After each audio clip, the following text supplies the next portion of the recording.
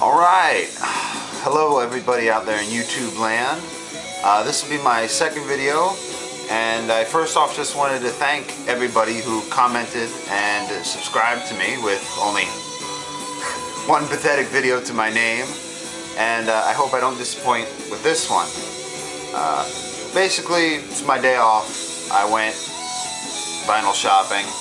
This store I go to a lot down in Pompano, and I didn't get too much. As you can see, I didn't go too crazy. My wife gets mad if I do. So let's jump into it. The first one is actually what's playing in the background. It's Return to Forever, Romantic Warrior.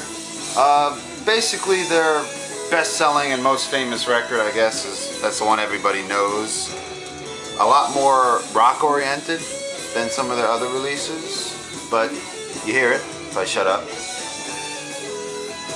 Kind of get the idea. I found another Return to Forever. It's really just a Chick Corea sort of solo release. It was the first Return to Forever, and it's not like what you're hearing in the background. It's very jazz, sort of Latin flavored.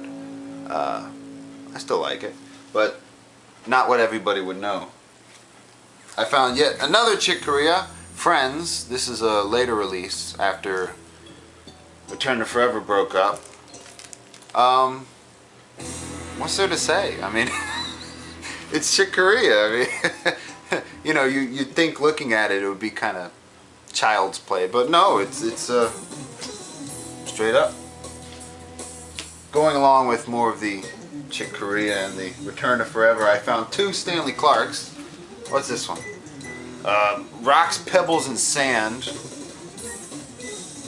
And of course the fantastic School Days, his most famous record.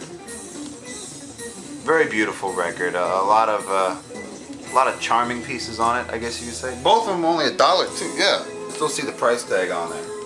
So $1 for two. That's good for me. Here's another one I got for $1. It's Coryell and Mouzone. Larry Coryell and what's his name? Alphonse Mouzone. They were in a band called the 11th House, I believe. Basically fusion band. And after it broke up a couple years later, these two, they got back together. They did an album, thus the name, Back Together Again. Very kind of orchestrated, sort of funk rock.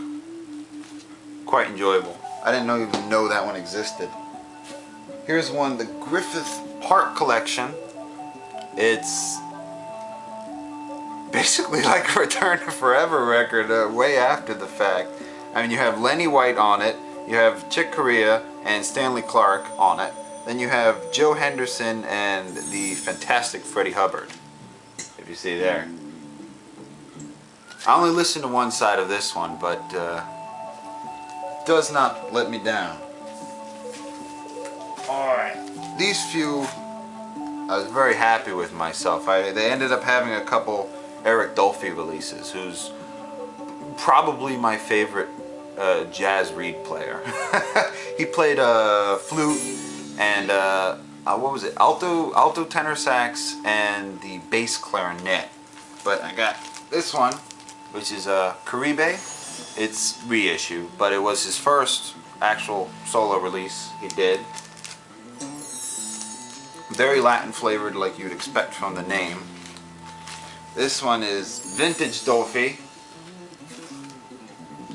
Basically just cuts off of his records. A few of them I have, a few of them I don't. But again, just a reissue, nothing too fancy. This one's Coltrane and Dollfie. Eric Dollfie played in John Coltrane's band in the early 60s, 61, 62, something like that. Yeah, November 61 and November 62, so like I said, for a year or two he played with them. Essentially it's just a Coltrane live record, which they just kind of stuck them in there because they happened to be in their band. It has a really good version of My Favorite Things. It's like 26 minutes long. It's fantastic. Found the Hamilton Face Band. Pretty much 60s pop. I mean, you can't go wrong with that one. I couldn't help myself. Superman 2, I have the first movie, the score on vinyl, and it was done by John Williams. This was done by, who did this one? Ken Thorne. Never heard of him. But basically the selling point for this one was, if you look at the vinyl, I don't know if you see it, I'll try to move it, but you see how the light comes off? And you see sort of like etched in there, you see the Superman symbol? I saw that, I couldn't help myself. I had to get it. It was only a couple bucks. I mean, you can't go wrong. If you know the movie, then you know the music. No need to be going to more. This was another one I was very excited to find out. And I might be murdering this guy's name, so forgive me, but Aden Takuma, Renaissance man. Aden, I know of him because he played on an album with Vernon Reid, who's my favorite guitarist. He was in Living Color, if you know anything about them.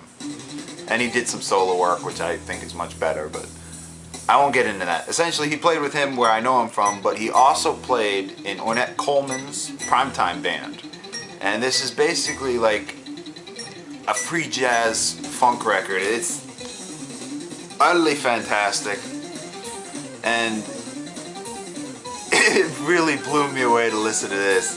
If you like just out there jazz, find this. It will not let you down. This one is it's Charles Mingus, Stuttgart Meditations. Really, it's just a live recording. Stuttgart, and April 28th, 1964.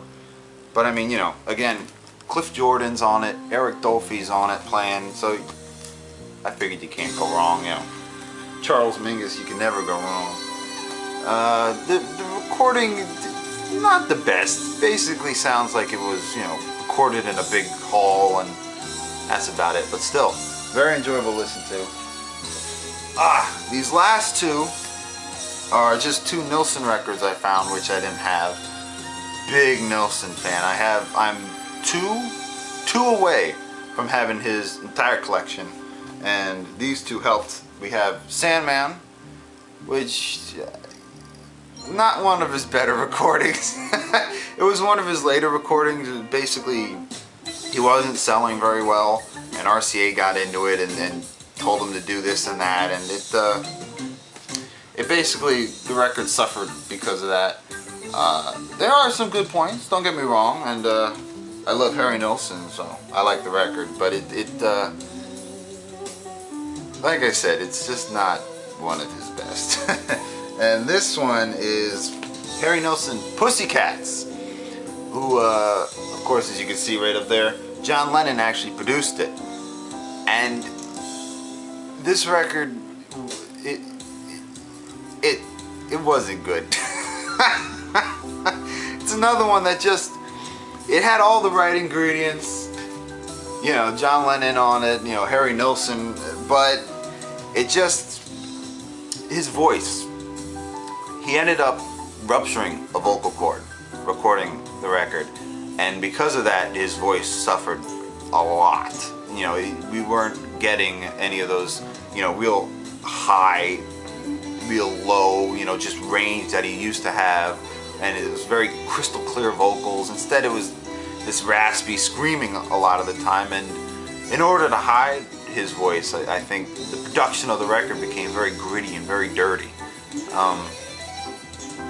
So it's not the usual Harry Nilsson.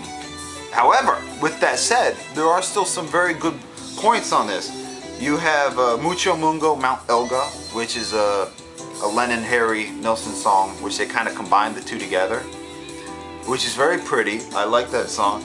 You got The Old Forgotten Soldier, which essentially he's talking about how, you know, this old soldier who can't talk about his war because it's gone, and even though his voice is cracking and it hurts to listen to it, it makes a little bit of sense. And then you have Don't Forget Me, which is one of the most prettiest songs he ever wrote. So it has its high points. It just, for a Nilsson fan, it's almost heartbreaking to listen to this record. As you can tell, I really like Harry Nilsson. I talked a bit too much about that one. That's all I have to show for now. I'm probably going to make another video because I got a couple things in the mail in the last week or so, and I don't want this one to be too long. So I hope you enjoyed it.